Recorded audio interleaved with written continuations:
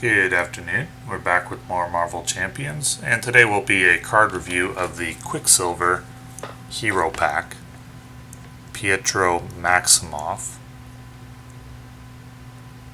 So let's take a look. Wasp was a little disappointing. Ant-Man was strong, S tier, and we'll take a look at Quicksilver. He's got the standard 6 hand size, 9 HP, which is a little light. 3 recovery, action, discard 2 cards from your hand, draw 2 cards, draw 3 instead if Wanda Maximoff is in play. Okay, well this is versatile but not very strong if you don't have Wanda out. It's good if you do have Wanda out. But we don't care that much about alter ego abilities for solo play because we rarely want to be an alter ego. Once per game, if that. So Quicksilver hero side is 1/1/1, that's weak stats. After you use one of Quicksilver's basic powers, thwart, attack, or defend, ready him once per phase. Okay, well that seems pretty clear that what we want to do with Quicksilver is buff his basic stats because he can take advantage of that innately.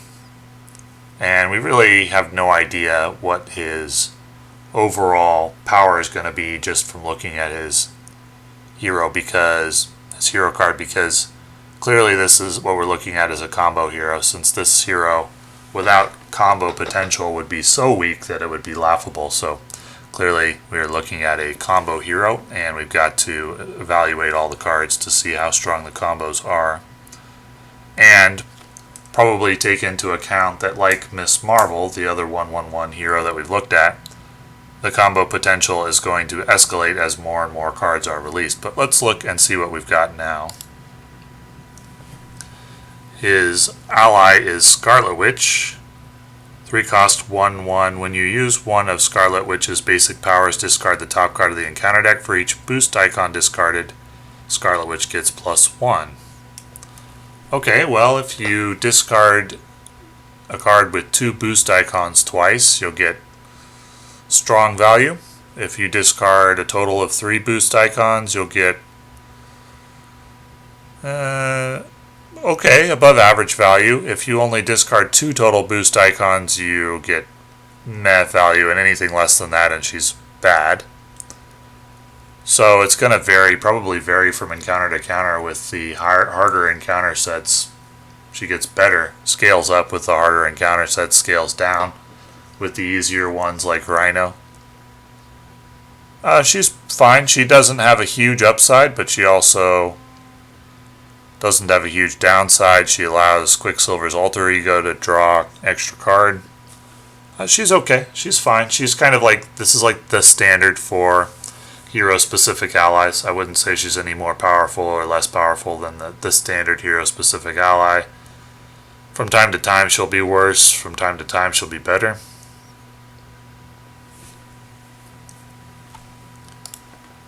Always be running. 1 cost event, ready Quicksilver. Well, not much to say about this until we see all the other cards. If all it did was ready Quicksilver, it would be bad, because just readying a hero for 1 cost isn't very good, but we'll need to see the other combo cards to determine.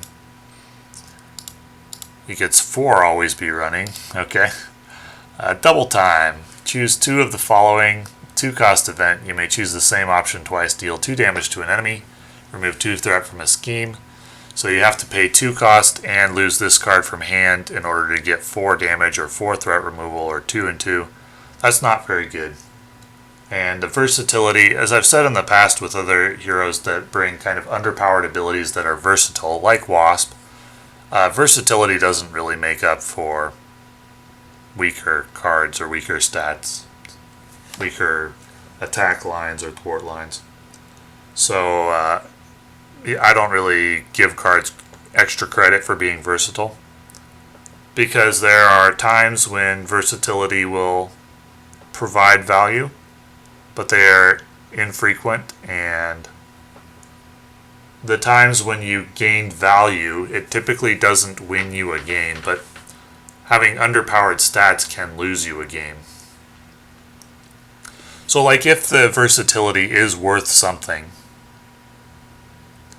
it's like a convenience factor. It isn't usually like a play where like, okay, now I don't lose. Now I'm fine because this card was versatile. It's more like, okay, now I saved myself one turn on my game I was already winning. Whereas if they had, for example, taken away the versatility but added like 2 additional damage, so you're doing like 6 damage for 2 or 6 threat removal, that can save you from losing. So power over versatility, I would say. And so this card is on the weaker side. Maximum velocity. 2 cost. 1 per phase. You get +2 thwart, +2 attack, and +2 defense until the end of the round. You can safely double that because you're going to be attacking twice or thwarting twice. So for 2 cost plus this card, you get basically 4 thwart or 4 attack. That's still not that good. Now if you used this plus always be running, so you got 3, you would have paid 3 cost and lost 2 cards from hand. That's 5. That's your whole hand if you're in hero form. You would get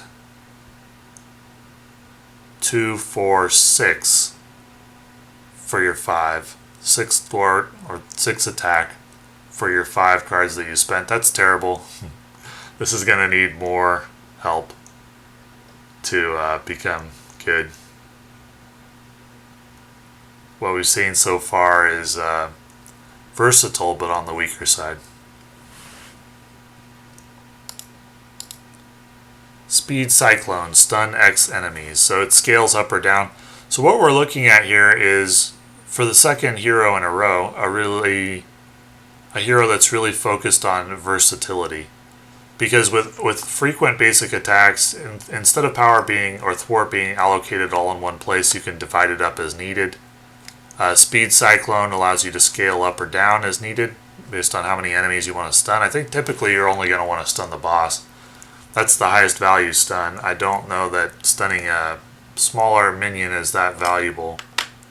If there's a really intense or hard to deal with minion, it'll be good, but if you just stun the boss for 1 cost, this card is fine. It's adequate. It's nothing. It's not above average. It's average, I would say. If you stun the boss plus a really tough ally, okay, that's good, but there aren't that many really tough allies you want to stun.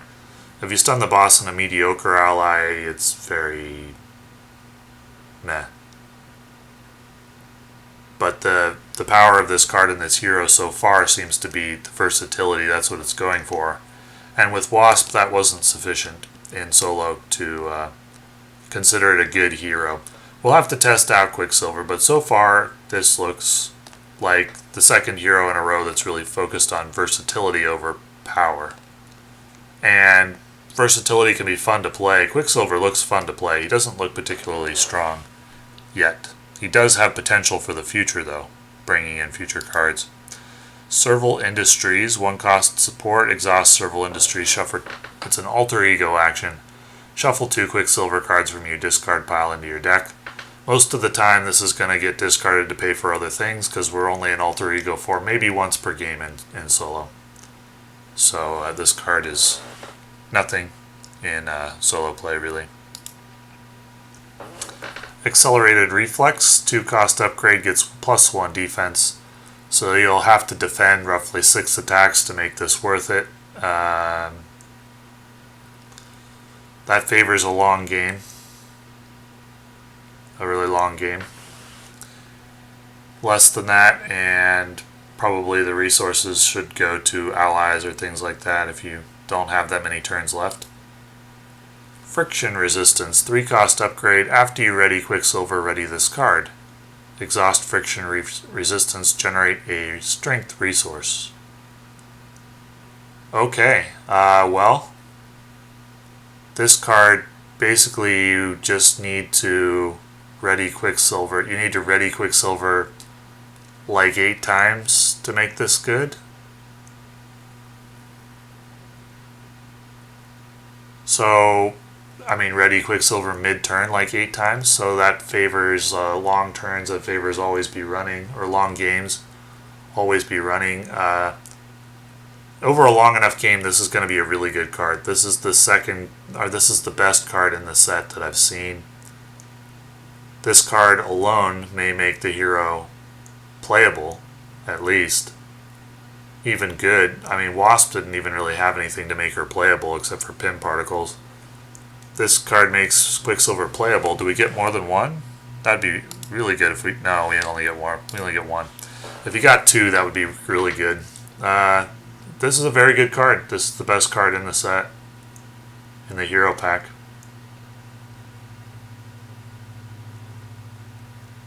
It doesn't... I don't know if it makes up for the other cards being underpowered. We'll have to try out Quicksilver.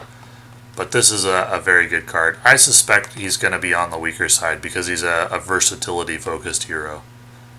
And that's going to be like high utility value in multiplayer games, versatility-focused heroes. But they're not going to be very good in solo. Hyper Perception, 2-cost upgrade. He gets +1 thwart. Okay. You'll have to thwart 6 times to make this worth it. That's not too hard in a long game. Again, Quicksilver really looks like a hero that if you can survive, stabilize, and get into a long game, he'll be good. That seems better in multiplayer than in solo. Quicksilver gets +1 attack, similar to the last one, favors long games. So that's all of his cards. I think this hero will be a lot of fun to play in multiplayer. And good in a long multiplayer game. He'll be good in a long multiplayer game. I think he'll be weak in solo, though. We'll have to try him out to see for sure, but I think he'll be weak in solo. He may need leadership to survive in solo so that allies can tank attacks for him early while he gets set up. He has low HP, too, and in solo, you just get pinged down, and then you just can't recover because you don't have efficient healing or you don't have efficient threat removal to deal with the threat that comes when you're in alter ego form trying to recover. So I see that happening to Quicksilver in solo. But I see him being quite good in long multiplayer matches where you have a teammate to cover you. And a lot of fun to play in those matches. So we'll try him out, test him out.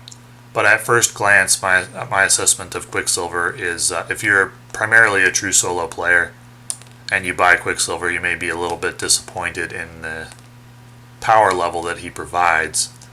But he does look like fun to play, and he may scale up well as additional cards become available.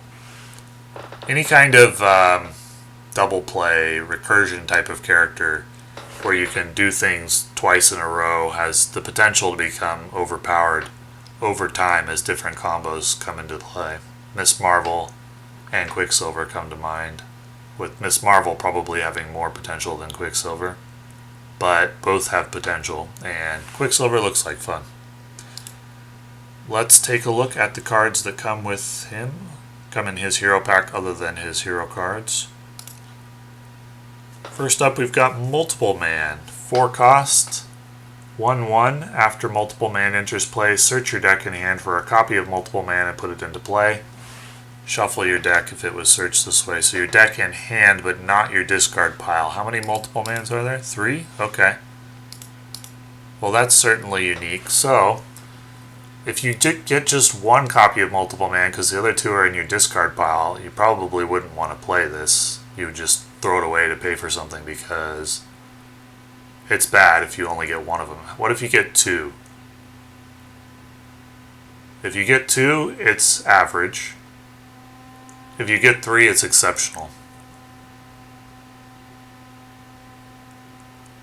Yeah, if you get 3, it's among the best allies in the game. If you get 2, it's average. If you get 1, it's terrible and you probably won't play it. Very interesting ally. I think I'd include it in a protection deck. High upside.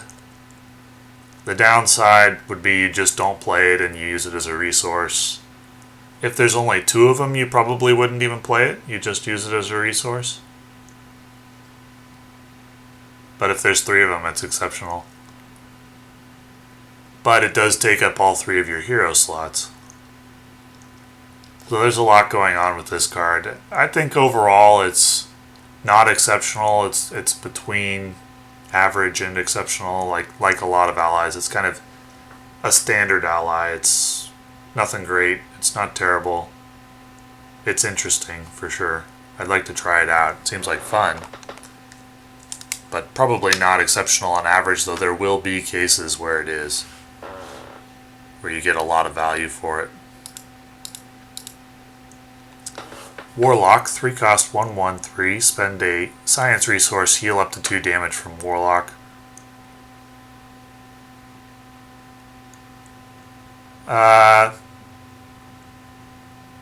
No, this isn't very good. So you get, let's see, 2 attack or 2 thwart. You get a jump blocker for 3 resources plus the card from hand. That's not that good. And then spending a science resource to only get 2 additional damage or 2 additional thwart repeatedly isn't that good value-wise. So I don't think this is very good. I don't think I would run it. It's below average.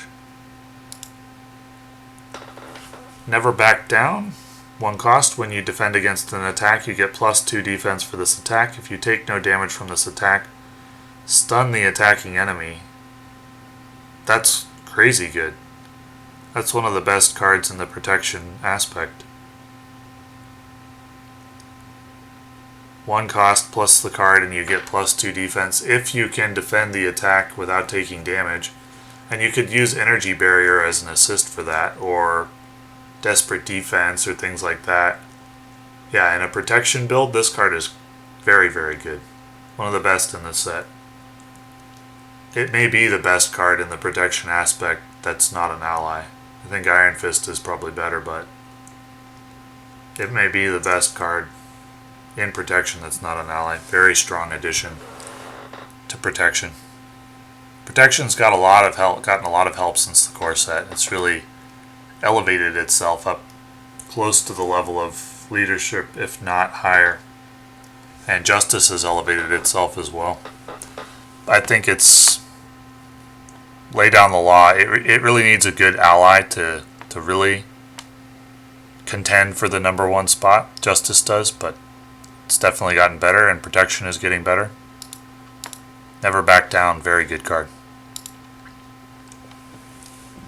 Sidestep, when you would take any amount of damage, prevent 3 of that damage. If you paid for this card using a lightning resource, deal 1 damage to an enemy. It's an average card.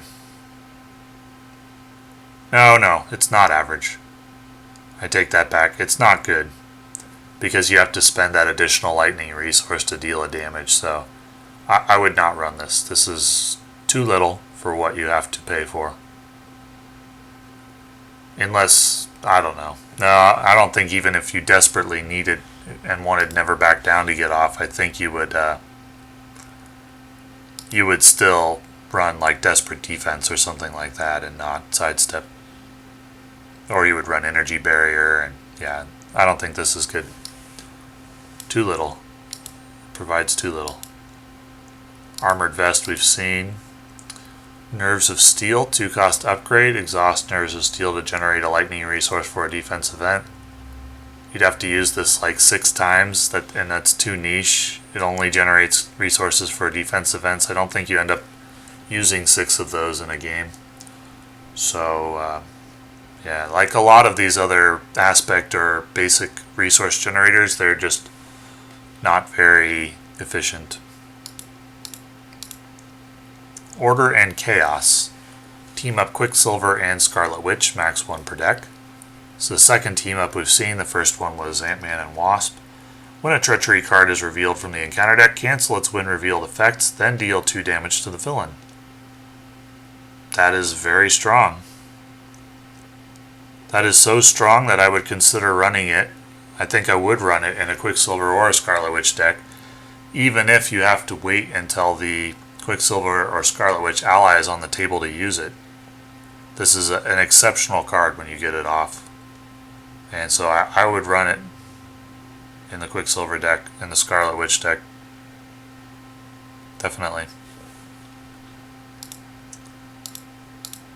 Energy, Genius, Strength, Adrenaline Rush. Discard Adrenaline Rush. Your hero gets +1 attack. It costs 1. No. That's pretty weak. You'd have to get like 4 attacks off in the same turn, in the same phase to make this good. I don't think you'd have the resources to do that even with Quicksilver. So, no, that doesn't provide enough for what it does. Yeah. It costs 1 plus you lose the card from hand. You would need to get too much. You'd need too many basic attacks to make this worth it.